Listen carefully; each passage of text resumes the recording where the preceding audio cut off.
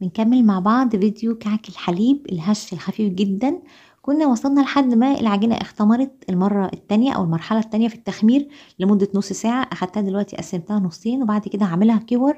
وزن الكرة منهم ممكن تبقى 75 جرام، وغطيتهم على الرخامة كده تحت دهنة بسيطة من الزيت أو فوق دهنة بسيطة من الزيت، وغطيتهم ببلاستيك، أي بلاستيك عندكم.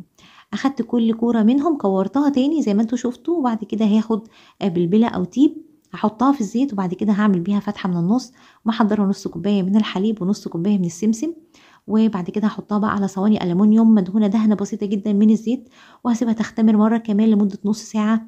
وبعد كده هدخلها درجة حرارة الفرن، هتبقى أعلى درجة حرارة، وبعد كده هنزلها ل 180 درجة لحد ما تستوي معايا. ممكن تاخد معايا 12 دقيقة.